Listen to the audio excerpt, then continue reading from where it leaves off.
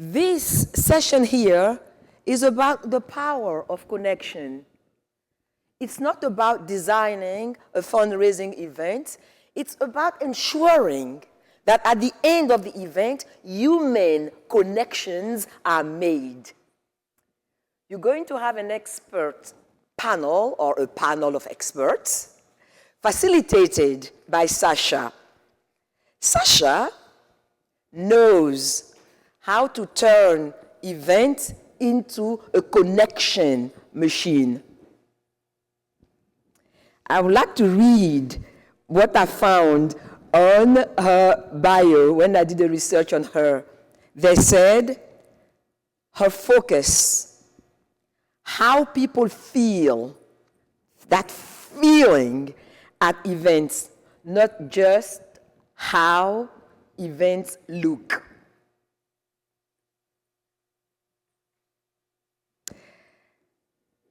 Please welcome Sasha Summer Cousineau.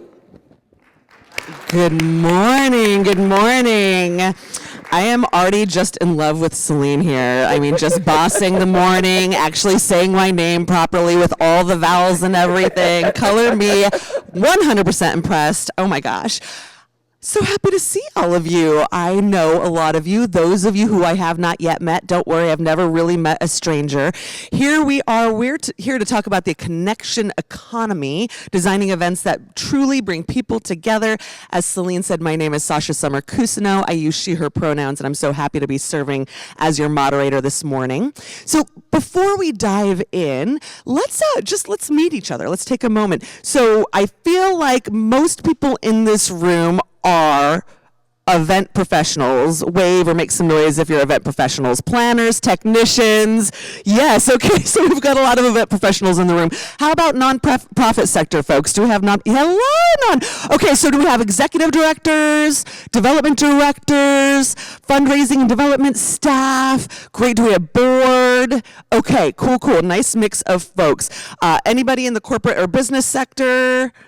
Hello, friends. Welcome. We're really happy you're here. Anybody from the government sector? Hello. Oh, my gosh. We have such a robust and diverse group of humans. I love it. Okay. Thank you for identifying yourselves. I appreciate that. Welcome. We're happy you're here. Well, how about now that we've gotten a little moment to meet all of you, let's meet these humans who are on stage with me. I can tell you, they are some of my favorite humans in the whole wide world. I'm going to keep it super professional, tell you that they're a bunch of badass boss babes.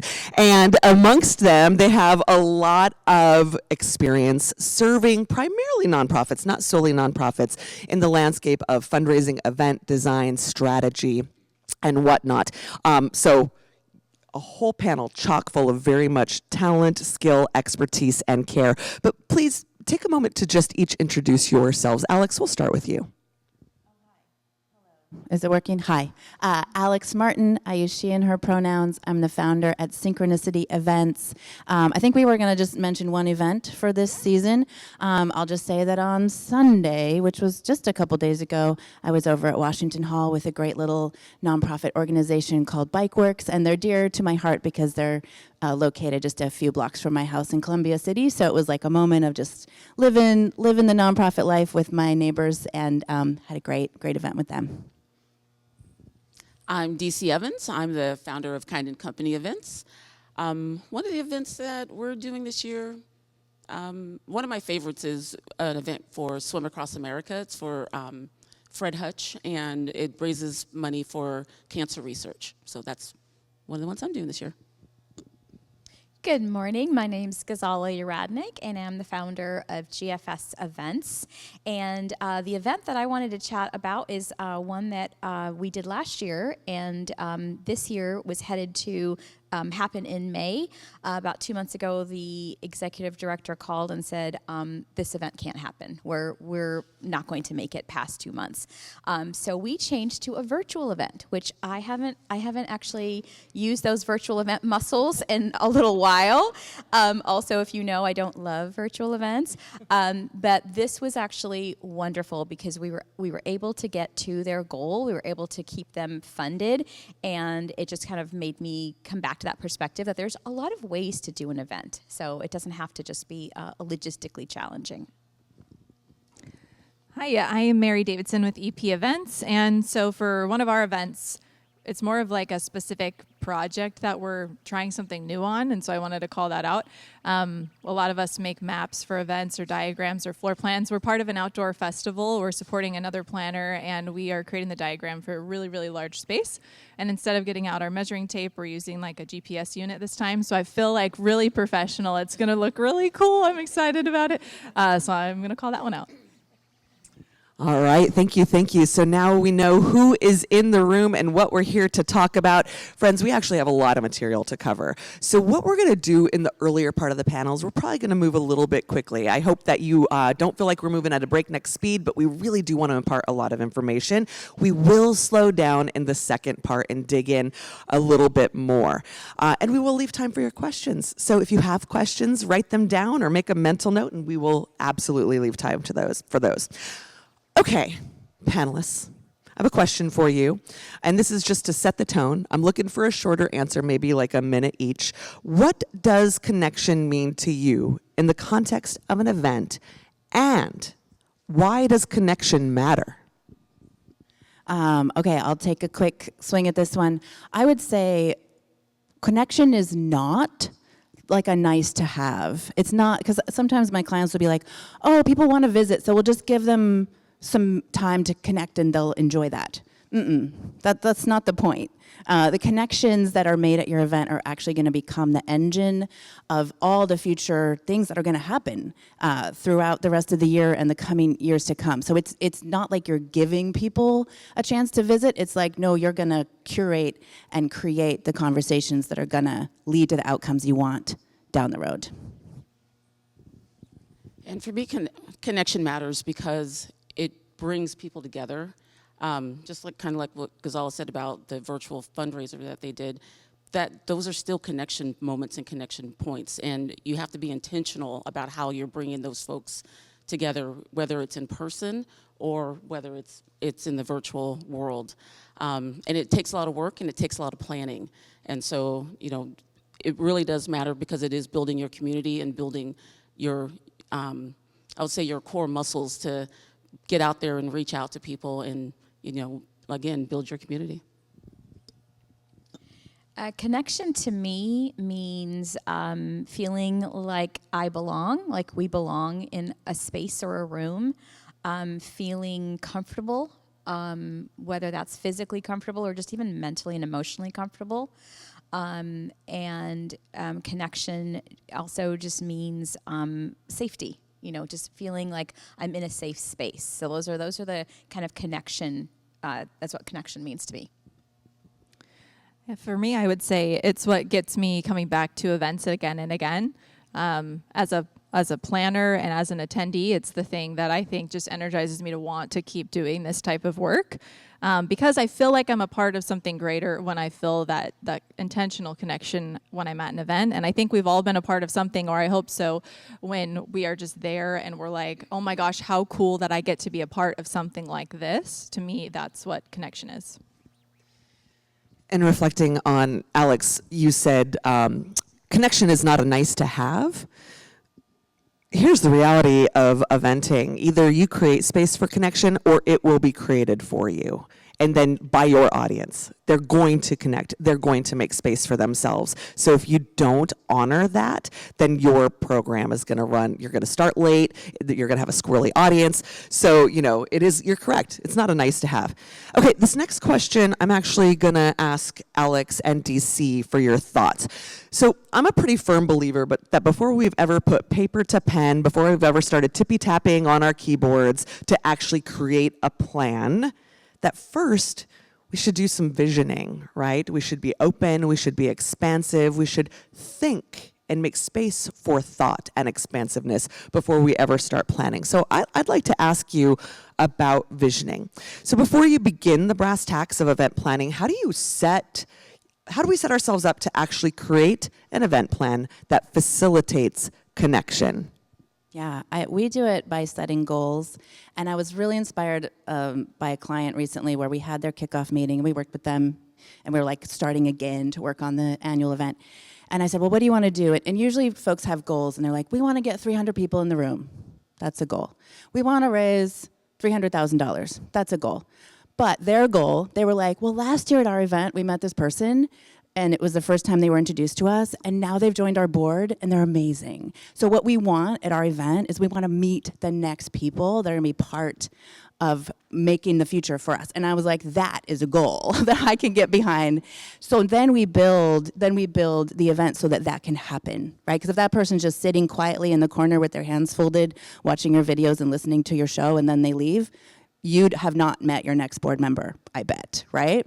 So that's just the inspiration I wanted to bring, was like setting goals that are connection goals and putting them into your plan. Oh. Okay.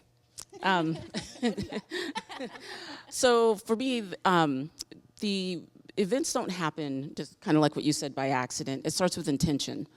And it starts way before the event doors open. But I can tell you what happens when you get it wrong. So early in my career, I had a client who they were planning for their gala, and the board was told to put people, bring people to the event, get people in the room, fill your tables, just go out there and just bring folks to the event, which is great. But they didn't have a plan. There was no guidance. There was no reason why these people were coming. They were just told to fill their table. And one of the members was very proud that he filled his table. He was very happy. Event day, he filled his table with his 4 children and his wife. And that is not a donor strategy. That was a recipe for disaster. They did not reach their goal at all. And then on top of that, the president was very adamant that they wanted to have an auction. They want people to come to the auction. People are only going to come because they're going to get stuff, and they need to have a discount because this is what an auction is. And I was like, an auction is not a yard sale. That's not how this works. We need to actually be really, really cognizant about what it is we're doing, what we're putting on these tables, and why we want people to come there. And so before we start our planning, before we start even, looking at menus, looking at logistics, looking at our run a show, you have to ask yourself these 3 questions. Who do you want in the room? What do you want them to feel while they're in the room? And what action do you want them to take when they leave your event?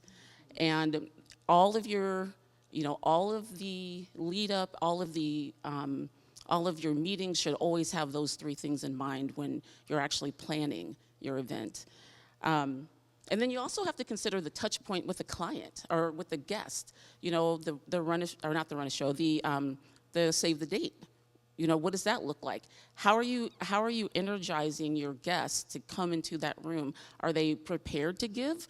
Or are they just prepared to buy stuff? Are they just prepared to look around, kind of like what you said, just sitting on your hands and just sitting in the corner watching a video? So it all matters, and it starts with that pre-planning, that beginning time when you sit down with your board, you sit down with your group, and decide what it is you want people to do, what you want them to feel, and how you want them to act when they leave your space. I love that. So visioning, pulling back to the bird's eye view, and what's your dream ending? I love the way you talked about when you think about your event, what does that experience feel like? What does it look like? What does it sound like? Who's there? How are we connecting? So asking these dreamy questions and being in conversation with your co-planners prior to ever even making a single plan. I love that. Thank you so much. Okay, so we've done some visioning. It's time to put rubber to road. We're going to pick up those pencils and pens. We're going to start typing on our keyboards. And now it's time to create the container. So I'm going to ask Gazala and Mary for your thoughts on this. How do we build a space that supports our guests in being available for connection? So I will start off with the venue space, and that's the physical space. And I think that is something that is very important. And when I ask a client, what kind of space do you want? A lot of times it has to do with, of course, budget, which makes sense. You do need to know what your budget is, but it also is about people. How many people can fit in the space? And most of my clients want to fit as many people as possible into the space that they can. And so, but when you're thinking about, again, that connection piece, one of the things that's important is the flow of guests. Do they have seating? So we've had events where there is no seating. There's actually, during the cocktail hour, there's absolutely no seating. And then even when you come into the space, there's not enough seating because people are thinking, oh, everyone's going to mingle or they're going to walk around. We want that energy. We want that excitement. People need to sit down. People need the seating, the comfort. As I mentioned before, comfort. And then accessibility is another really important factor. We had a client too that had chosen a venue that I would not have chosen for them. They're a disability organization, and the doorways were very narrow. So even getting wheelchairs through the doorways, we had to, the AV company had to put strips along the doorways because they were getting wires from one room to the other, and they were pretty high up, so the wheelchairs couldn't even go past that. So things like that you just do need to think about when you're thinking about who is going to be in the space and what is their comfort level going to be. So thinking through not just budget, not just numbers, because a lot of times that's what a lot of organizations do, is just like, let's just a numbers game. If we can do 200 people in the room, we're going to do 210. I literally have had a client think that way. And so again, that connection doesn't come when you're in a table with, like, feeling like you're crushed next to the next person next to you. So that comfort is really important. Thank you. I was thinking, as you're designing a space, I heard the phrase cocktail wandering. I don't know if you've heard that before. And I feel like that's me as an attendee. I'm an awkward attendee. I need to know what to do. I need people to tell me where I'm supposed to be. I need that permission to engage, or else I just wander. So I love what you said about designing the space. I'm going to talk about food. I love talking about food and beverage. So I think what we're talking about here is guest experience. So one of the things we like to do with our clients is to really have a dedicated conversation about guest experience. So put yourself in the shoes of the attendee. Literally think through, you're walking in the doors, you're the attendee, what's happening, all of those things. And it's a really wonderful exercise to do because you realize a lot of things that you probably wish you had. And one of those things is related to food. And similar to the venue, we know that the food and beverage budget is one of the most expensive things that you're going to be spending money on. So totally understand that. But it's also one of the areas that seem to try to get cut the most. And that's challenging because you need to feed people. And not just feed them, but feed them nourishing food and give them opportunities to eat things that align with their dietary requirements. And so it's not just a simple, let's save money and just cut 2 appetizers. That actually might have some repercussions for the event. And so when we're talking about food and nourishment and beverage, it's kind of hard to predict how much sometimes people are going to eat. And so one of the things that we've seen organizations do, I'm sure you all have seen this too, is heavy appetizers. We are going to save money and we're going to have heavy apps and hors d'oeuvres, which can work, but so many times we've seen them run out of food because you can't really predict how much people are going to be eating, or they don't have substantial enough food to fill people in protein and all of that. And so there can be a cost to cutting your costs, and so trying to remember that when thinking through venue and food and beverage. Just a really quick story for those who work for nonprofits. Before I started my business, I worked for a nonprofit, and the food was the most annoying part for me, so I totally get it. And it's not just the food for attendees, it was that we had to get food for the volunteers, and we had to get food for the vendors. At that time, I was not a vendor, now I am, but at the time I was like, wow, we have to feed these people? This is crazy, we're paying them for a service. Why do we have to feed them? And with the organization I was at, we had to get everything donated. And so it was just an extra task for me to try to do. And so I wanted to kind of shout out those in the room. If that resonates with you, we totally understand. But it's taking this conscious effort to make sure that people feel welcomed and they feel connected because there are things that they can eat and drink and participate in. I think you both said this. Think about yourself. as a person moving through this event. I always tell my clients, think about yourself as a consumer as you move through the world, what it is you expect, how you expect to be held and cared for.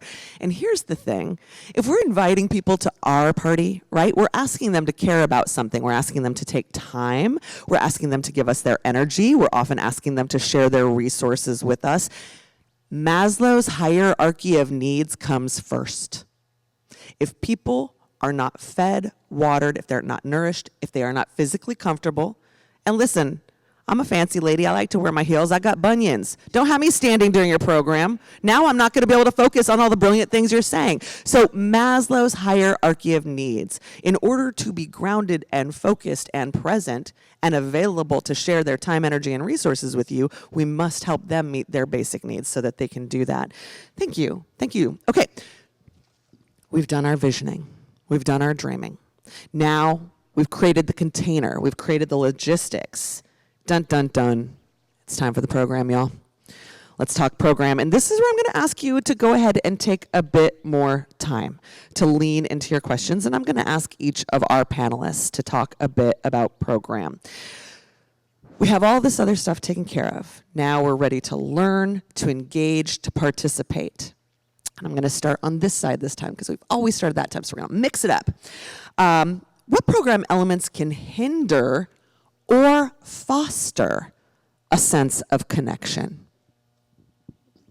Scratched you. Okay, I'm going to share about facilitation. And actually, as I was thinking through this, when it comes to facilitating parts of the program so that people know when to engage and they feel this shared sense of purpose and identity, I was thinking of you, Sasha, not just, because you are amazing and you are here, but the reality is you, as your role in an MC and auctioneer, you really facilitate a lot of what people do to participate in a program. And so please feel free to add on. I'm gonna share what I think is correct. But basically, when we structure a program, we give the audience the opportunity and the cues on how to participate. So for example, today, I don't know if we've said this or not, maybe we did, but we're gonna have a Q&A at the end. And so this is me telling you that that's your time when you can ask questions later on. And so it's these cues that we're telling the audience when they can engage. And these are sometimes more like micro invitations. They're not these big grand gestures always. And so I'm sure you've experienced these before, but it's like, quick show of hands. Are you with a nonprofit? Like we did at the beginning. Or if you could turn to the person next to you and share how you're connected to this organization and this mission. These little micro invitations to engage, which is really helpful for certain people, especially folks who are introverts who need to know when they can engage. I'm an introvert, so like I said, I'm an awkward attendee and I need to know when I'm supposed to be talking to people. And so that's really helpful for me, even for extroverts who need to know where they can put their energy, like what is the purpose, where can they direct that? Or first-time attendees, they are learning what this is all about, and so it gives them the opportunity to engage in kind of a safe space. So as we're talking through facilitation and program, we can also be considering the transition time. And this transition time, I think, is maybe one of the most important times because it is this time that can be really intentional, or it can be a time when you lose people. And so facilitating that appropriately as well. One quick example, and then I'll end, is there was an organization who, and I can't actually remember what they were trying to represent, but they did an activity where at the table there was a candle, and they counted, and then everyone blew out the candle, and it was supposed to represent something. But I remember the candle, not necessarily what it represented, but it gave people the opportunity to engage as a table and kind of have this moment. And I remember the candle, so maybe other people do too. Okay, so in terms of connection and a program, you need time. And at a lot of events, organizations throw a lot of things at attendees. And the thing that we talked about as a group here that they throw at attendees all the time is theme, right? You've probably seen this before at events where when you're setting goals, this has probably happened to all of us, where we're setting the goals and I will literally say, so, what are your goals? And, I'm not sure, we're not sure about the budget, but we have a theme. We know what we want to do for a theme. We know how we want people to dress, and we know we've got our lookbook and all this, and it's really fun, and that's okay. I mean, it's okay to have something, but that also takes a lot of energy and takes away that time from your attendees. And having those types of extras aren't always the benefit of that connection. Another example is a keynote. Again, having organizations say, well, can you help us with getting a really, really famous keynote speaker in the room? And, again, my question back to them is why? What is the purpose of that keynote speaker? What do you want that person to do? What do you want people to hear from them? And they really, sometimes they don't have an answer for it. They just they're thinking that keynote is going to drive people to come to the event. Oh, they'll see that keynote on the stage and on the website, and that'll be the reason that someone comes to an event. And so again, that's an extra distraction, and that's not necessarily connecting your attendees to you as an organization, your cause, your mission, and bringing people together. And I'm sure many of us in the room have been to a keynote speech at an organization, and sometimes you're sitting there and you're thinking, okay, that was an interesting choice. This person is not talking about the organization at all, has no connection, and we're kind of left wondering, okay, all right, why are we doing this? So again, that part of the giving your attendees that time, taking away those distractions, and making it purposeful, I think. Thank you. Deci, I'd love to hear from you as well. Well, I'm going to talk about belonging. So belonging is so important to an event because we all want people to feel comfortable and safe and welcome to our events. But it isn't really about who's in the audience. It really, to me, it's about who's on the stage. And when people that are in the room walk in and they see that their own self is reflected in that space, it's going to make them feel like they're supposed to be there and they're wanted to be there.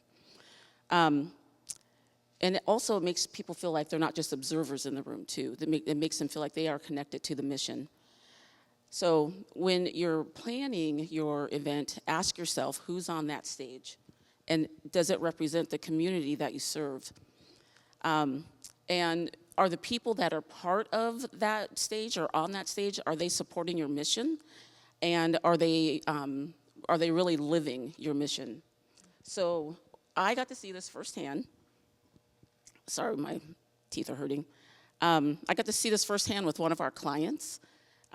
Their speaker was not a polished speaker. She was very nervous getting on the stage, but she told her story about how an organization like the one that she is part of today reached out to her community in her country, and they gave her a scholarship to finish high school.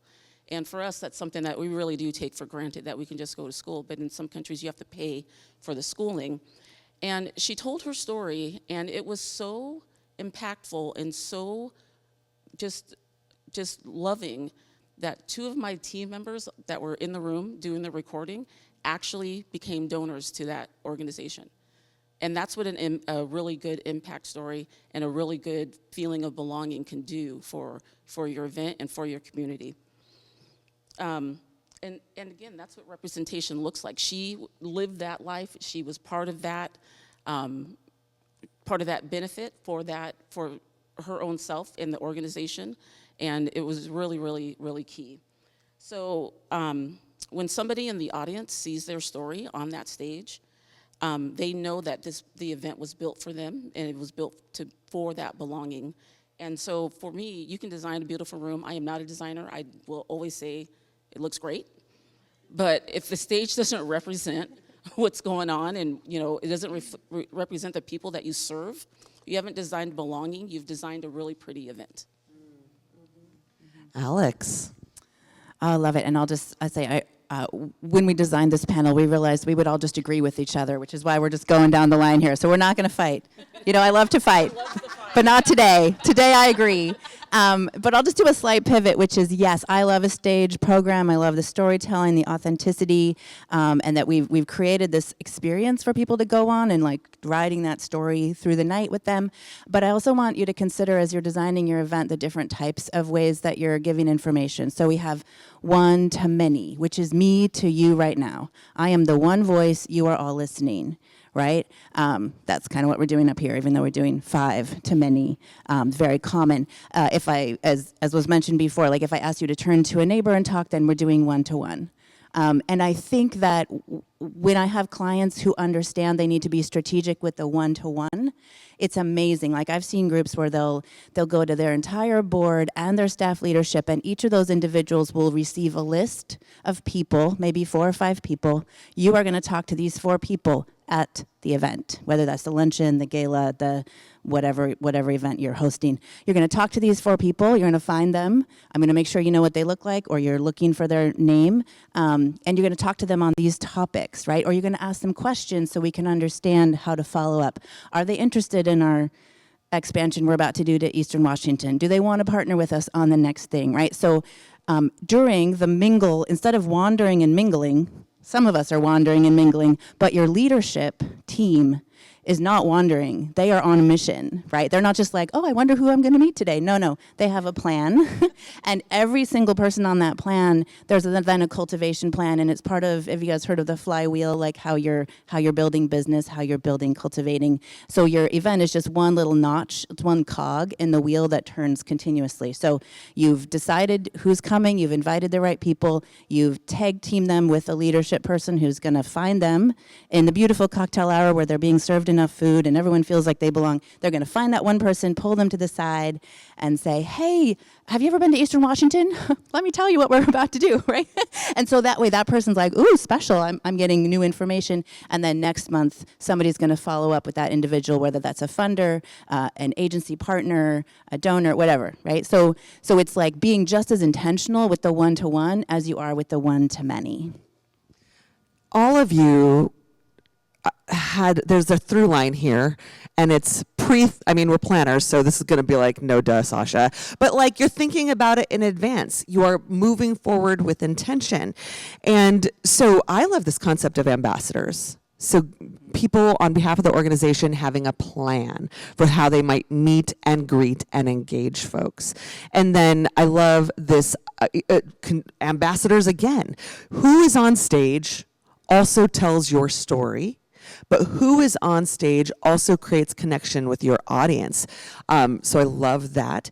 And then Gazala, sometimes, have you ever been to the event where you just feel like you're drinking water from a fire hose? You're like, wow, so much content. And it's like, wow, I'm just so saturated, like a full sponge. And sure, like, pack every minute. Have we utilized our time with our best friends, with our best community stewards, our allies, our best donors, our best volunteers well, if they feel like they're drinking water from a fire hose?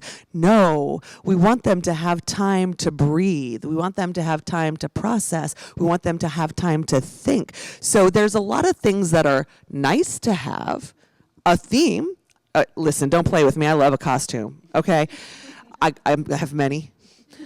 But is a theme mission critical? It is not.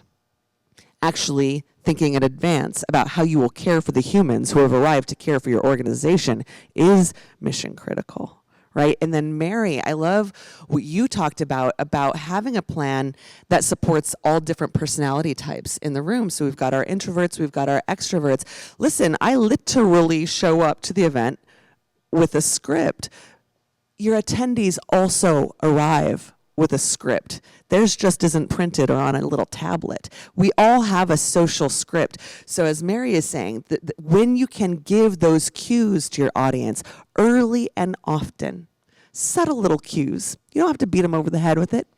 Light little touches, right? That let folks know what they're going to experience, where they will have time to care for themselves, where they will have time to be in community, where we will ask them to focus. So all of this, I love the way you think about connection. I'll say as myself, as a stage and microphone talking human, clearly I'm thinking about word choices. I am thinking a lot about the script and developing the script with the organization and making sure we're speaking in a way that is aligned to our values, not just on event day, but the other 364 days of this year, I'm speaking to an entire audience and not solely centering certain people in the room. There are times we want to focus on certain people in the room, but that's a time. And then there's another time to focus on other people in the room.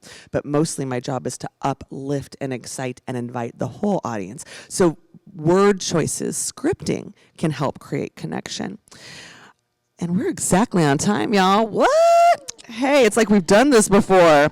Okay, we might be pros. Okay, we've done the visioning. We've created the container. We've thought about our program. And now the event is done. Newsflash, connection does not end when the event ends. So my question, we're going to bounce it over here to Alex, and I'm going to ask Alex and Gazala for their thoughts on this one. How do we stay connected after the event, and what tools are necessary to support post-event connection? Love it. I love our little wrap-up meeting that we do with the client, and what I would love to hear from the clients is a little bit less like, oh, that beet hummus, that was weird. I don't know. That one time when that one presenter tripped going up to the stage, that was weird. You're like, yeah, we know. Like, we got it. What I would love to hear instead, I love beet hummus, actually, so caterers, bring me the beet hummus. It's fine. I love the edamame hummus too. If you guys check that stuff out, so good. Oh my, it's really good. Okay, all the hummus, we want it all. But right, we're a nonprofit. We want all the hummus. But what I would love to hear actually in the wrap up is like, oh, I had that conversation with that funder, and that's the wrap up conversation, right? That is like, okay, what happened? Do we think they're ready for somebody else to call them? Do we think we want to take them to lunch, right? So building your cultivation plan out, especially with those people that are in the room that hold those longer levers towards larger grants or larger future partnerships or communities that you want to start working with that you're currently not really working with in an authentic way. So that's what I would love is really focus on the wrap up in terms of what was important at the event. And my final thought here is like, we do not do the event just so we can do the event again next year. Like sometimes I'll have a group that's like, oh, we just always do this auction, so we're gonna do it again next year. And you're like, but why? Like what did you gain? So you don't just gain the permission to do the thing again because maybe it's not serving, right? Like, so gain, when you're doing your wrap up, ask those questions. What did we gain from this? And if we didn't gain what we wanted, how would we shape it differently? Yeah, and going off of what Alex said earlier too about how your event is, one piece of your flywheel of your strategy. I think too many organizations look at their event in isolation, and it's just like, this is it, this is what I'm doing, and it's isolated, it doesn't connect to the next piece. And I think there's 3 things that you really need to do after an event with your attendees and with your guests who came. The first is to follow up. The second is to follow up, and then the third is to follow up. Yes. So that is, and a follow-up doesn't mean sending an email that says, we almost reached our goal, can you help us do a little bit more? That's not a follow-up. That's just asking for more money. So I can't tell you how many times we have gotten to the cycle of we're working with the client again, and we're maybe 7 months before the event, and so we'll say, okay, so what did you do after the event? Did you reach out? Did you say thank you to your attendees, your guests? What happened? Oh, well, we haven't contacted them. We're just going to send out the save the date now. Like, we want to just invite them again. So that, again, that connection piece takes it out of the room and then continues it, and that's what's going to keep your attendees connected and wanting to come back, because that's what somebody said that I think it was Mary. The mark of a good event is they want to come back, right? They want to come back, and I've heard this before, and you want people to be interested in your event and want to think about, like, I want to come back to this next year. That's really what's important. Asking is not cultivation, and it's not stewardship. Thank you, Gazala. So staying in connection. In all my years in and around nonprofit fundraising, you heard us say multiple times, think about yourself as the guest, think about yourself as you experience this event. Well, think about yourself and your donors or your guest attendees, and then relate that to the other relationships in your life. And the shortest way I've ever taught donor cultivation and stewardship is this. You have 2 friends. one you're in pretty constant communication with, you text pretty frequently, you go out for coffee, you might walk around the park, you are in communication with them, and that friend says to you one day, I'm struggling a little bit. Could you help me out with the loan? And you're like, of course. You have a different friend who you might run into at the grocery store once a year. Maybe you see them at the NWES event show once a year, but you don't text them, you don't see them often, and then they hit you one day over text. I've come upon hard times. Could you lend me some money? And how are you going to feel about that? Annoyed? Like, what? Why are you coming for my pocket? I haven't even seen you, right? So think about your event attendees in that scenario is donor stewardship and cultivation. The folks who are you in relationship with want to be in relationship with you. And when you ask for their support, they're going to be like, of course, yes, of course. If you only see them once a year, they might be a little more pressed. So, all right, y'all. I warned you. I told you. We're going to ask your questions. I'm going to Phil Donahue this moment. So I'm going to come on out here. I just aged myself, didn't I?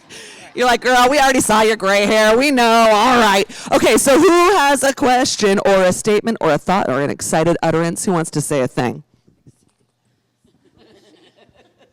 Going back to getting the right guests, I guess it's a statement and maybe a question of how you guys have talked to your clients. I had a group that was like, wow, we sold out our event super quick. We're going to have to get a bigger venue next year. We just need more people. I remember telling them, I was like, well, seeing that you sold your event so quickly, maybe your ticket prices are too low. Do you have the right people coming? Because these people might not be spending the money that you want to have them spend at your event, and maybe evaluate those things. And so I don't know if you guys have had conversations like that about getting the right guests and like what those conversations look like. I can just kick that off. I'm sure all of us have hours of advice on this one. I think that's the thing is it does take it's a long-term strategy for getting the right guests in the room, and it's like Deci's thing where someone bought a table and then they filled it with their kids and their family, and that's what I do. That's one thing I say to clients is like you've got to have your table captains or your ambassadors or whatever you're calling them be very intentional. And someone who buys a table 6 months before the event, in my mind, that's the person who's going to take the week before and realize, ooh, I need to fill this now. And and so continuing that conversation to you, that work isn't done when they bought the table. It's done after you have talked to them about what that table should look like. And they should know, just like they know to talk to a specific guest in the space and what they're supposed to be saying, they should know what type of guest should be at the table. And so, and it's also very psychologically based too. I have a whole topic about this, but like Sasha said about the psychology around it too, with like a friend, people get really nervous about having to ask someone to come to an event. They feel like, ooh, if I invite Mary and she says no, does she even like me anymore? She might not like me, and that's why she's not coming. And so learning how to take yourself out of that and taking yourself out of that part of the equation, and that it's not about you, it's about the organization and about doing what's right for the organization. So it's a really long strategy, and I think it's just something that I know we all probably talk to our clients about on an ongoing basis. Anyone else? Okay. I don't know if I answered that. Oh, yeah, okay. Other thoughts? I'll say something. I will say there's a few different ways to think about your event. So I have some groups where they'll be like, hey, this event, let's say the luncheon, is the event where we want people to come one time. We want them to come, we want them to learn everything they can learn about us, and then we're gonna cultivate them in other ways, right? So that's an event where they might do no ticket price or a very, very low ticket price, because they're thinking this is the starter pack. This is like, we wanna get you in the door, we want you to feel like you're part of our movement, and then we're gonna determine what our next steps are with all those donors. And then other events are a little bit more like, we might call them the exclusive event. Hey, this is for donors, they're gonna They have to buy a $500 ticket to even get in the door. So we've already tested their pocketbook and their disposable wealth, if you will. Disposable, that's terrible. What they want to invest, right? What they want to invest in your mission has already been tested and proven before they even show up. So I think having that conversation with clients about, like, well, what is your intention? Do you want to see these same people return year after year, or do you want this to be like the introductory event? And maybe it's a similar event every year, because we're basically indoctrinating the new class every year of donors. So just think about what, and for many groups it's like a mix, but then you have to be thoughtful. I'll just put in a plug for my favorite ticketing format, which is tiered ticketing, where you have a $500 level, and you don't give people a crown to wear or a limo ride or anything. It's not about the goodies. It's about, oh, you have self-identified as wanting to invest $500. Great. Another person's paying $250. Another person's paying $35. They all eat the same food. They all have the same experience. And that way you're opening different windows to different parts of your community so they can leap in and join you. Back to visioning, back to intention setting. All events are not for all people. All people are not for all events. So being thoughtful about the why of a thing. Yes, I see questions. Okay, here I come. All right. Hello. Good to see some of you that I've seen before.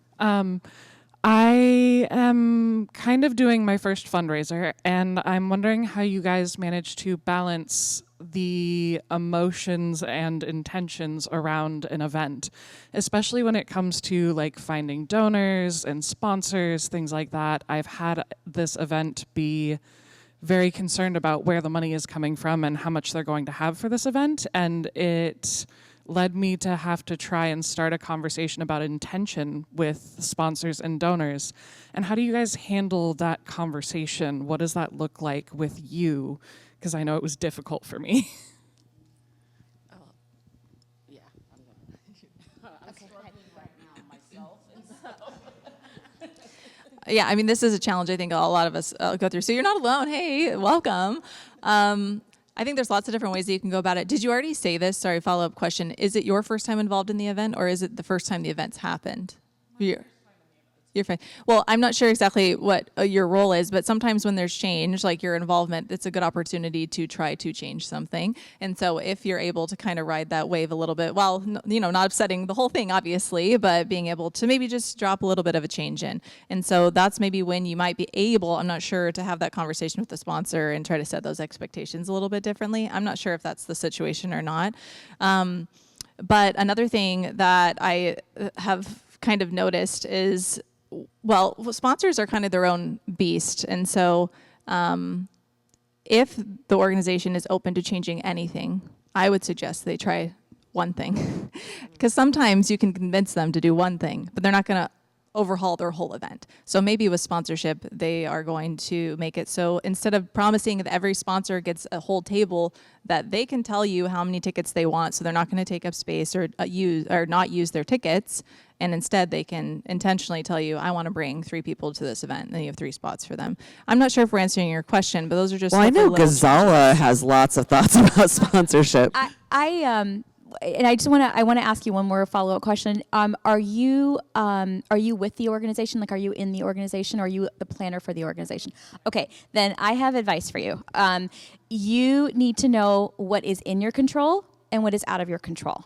Whether how the event looks, whether everyone is served a meal, whether they've got their dietary restrictions, whether the sound is good, all of those things are in your control. What's not in your control is whether 300 guests give at the event. Whether the client can get those 15 sponsors, that's not in your control. And so I have to remind this of my team all the time, because I get at our staff meeting all the time, they're coming in, oh my gosh, they haven't sold 5, we were supposed to have 200 tickets sold by now, and we're really behind, and they only have 3 sponsors. And I'm like, okay, but that's out of your control. We aren't able to do that for them, right? I don't know if that's in your contract or not, but you're probably not getting sponsors for them. And so I think that's reminding them, and then we coach. So when when clients struggle with like, okay, we only have 200 tickets sold, we're supposed to be at 500. Okay, well, let's talk about what's the strategy? What are you doing? Have we reached out to every single table captain? No, we didn't. Did you reach? I mean, that's the thing. Like, there's things that are in their control that they aren't doing. So being able to give them one or two nuggets of what they can do will make it a little bit easier for you. But there's only certain things that are in your control, and that I think that's honestly in the life lesson. What's in your control and what's out, that's all you can do to make an event successful. Somebody over here had a question. All right, here we go. And I have a quick question first. The improv rapper, is the improv rap team here? Yes, great, okay. Definitely not me. Or you don't want me to do that. Okay, so let's see. I have two questions. I think I'm going to focus on the one is that a lot of times, it's the narrative of the event, right? And you were talking about the keynote speaker. Why do you want to do that? Making sure that it's in alignment with your cause and what you're doing there. I see a missed opportunity a lot of times with the MC and auctioneer, and like really being able to add more information in there. So how much involvement do you like to have with the script, helping with that, or do you give that back over to the client? Because there's that's like the meat of the show, right? And then if I had another question, I've also noticing these days people's attention spans are really low, and it's a challenge to bring their attention up to the front of the room. And I've seen some horrible ways of trying to do that with this awful whistle that this person had. And in a way, honestly, were some people that had some traumatic experiences around that. But so how do we bring their attention up to the front of the room? What are some really great ways, and what are some, kind of know the bad ways, but two questions, you can choose what you want to answer. I'll start with the script. I do try to be involved with the script mostly so that the story stays the same. And I know that Alex loves writing a good script. So we do try to get ourselves involved, but it's really to make sure that everything sounds really well. And the other thing that we do is make sure that the people practice. We have multiple run-of-show meetings, read-throughs, talk-throughs, beat by beats, just to make sure that whole production is really done really well. And I know, Sasha, these questions are probably more for you because you are always involved in all the scripting and all the writing and making sure that story is really, really clear. Well, I think it has to be collaborative. You're right that you are wasting an opportunity if you've hired talent to be on stage to be the ambassador for your organization on event day and you haven't spent time with them. And, we're clearly looking at it from the stage perspective. Your event planners are looking at it from a logistics perspective. You as the client are looking at it from a mission, vision, values, impacts perspective. But all of us should be thinking about donor care and donor relationships, right? So I think scripting is something you should get your stage talent involved in early and often. You should not think you're bothering us. If you're paying us to be there, we ought to be invested in the process, and it should be deeply collaborative. I'll just say, I think event planners should help with the script, especially when it comes to what we might consider housekeeping, or like, hey, we're going to do this. This starts in 5 minutes. Make sure you visit that station and this station. We need to pin the whole thing together with some of these words and hand those off to an MC. And in answer to your second question, I think if you hire an MC and they're professional, and the only one thing they can successfully do is get the whole room to pay attention right before your mission speech, that's fine. They were worth the $5,000 because you can't put a volunteer up on stage in front of 500 people that are yammering and drinking and ask them to start speaking. Like, somebody has to do the whistle if that's what it takes. I'm sorry. But you have to, at some point, do your storytelling in a powerful way where everyone's hearts will be beating together. And and this kind of goes back to that comfort container. If I cannot hear the speech, I'm not going to be able to literally hear it. So your effort of building that program will be wasted. So the professional MC is a key investment. There shall be no whistling in my events. All right. Friends, if you have questions, these fabulous humans are going to be about here at the Northwest Events Show. We are going to end with their fabulous words before we have a very dramatical conclusion that I unfortunately leaked to you all, so you kind of have a hint as to what it is. But this is going to be a lightning round. I want your hot takes, and you have no more than 1 minute apiece. My questions for your hot takes are this. What should planners start doing to create connection? And what should planners stop doing to create connection? Who wants to start? I will. I'm holding the mic. I'm going to start with what they should stop doing. So they should stop doing VIP parties. That's how I feel. I will just leave it at that. You can ask me about that later if you would like. What they could start doing, this seems obvious, but focus more time on the first 10 minutes of guest arrival. I think generally we think about it, but literally take some time to literally think through that 10 minutes and what people are going to experience. That's a good one. Okay. Following on the VIP, no more after parties. Can I just say no to the after parties? That's my hot take on that. And then start doing is the goal setting. Just really understanding the why behind everything you do. Just make sure you're doing that with every client you work with. And I'm going to say, stop making the program so long. It does nothing for you. All it does is dilute your message. So you can shorten that up. 45 minutes, an hour is perfect for a program. And then also the start with what people should start doing is really planning with intention. You know, really think about what your goals are, what you're trying to do, what you want people to see. And then connection is designed and it's not accidental. Uh-oh, I only have 2 things for you to stop. Sorry.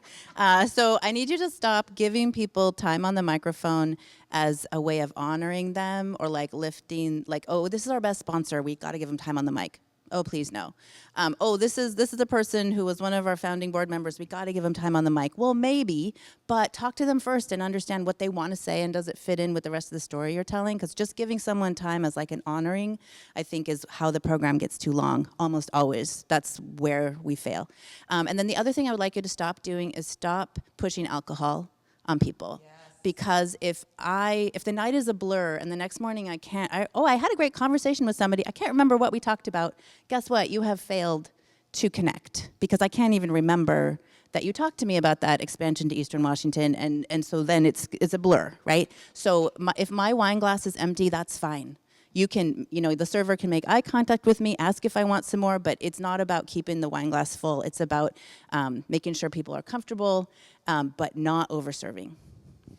All right, before we button it up with something joyful and celebratory, let's get a round of applause for our panelists. Thank you so much to Mary, Gazala, Deci, and Alex. And thanks to you for being here. We appreciate you all caffeinated and ready first thing in the morning. All right, do you need this here microphone? Yes. And maybe should we go down? Yeah. Not that one. Okay. There's a table here. Okay, I have this one. This is the microphone. This could stay here. Yeah, you're good? It Okay. doesn't need to be that close. Amazing. Thank you. Hey, everybody. My name is Dizzy Sense. I am a improv world champion freestyler from Event Rep. Today, I will be summarizing what we just heard. I actually was a little late, so I hope this is great. And I just need this DI.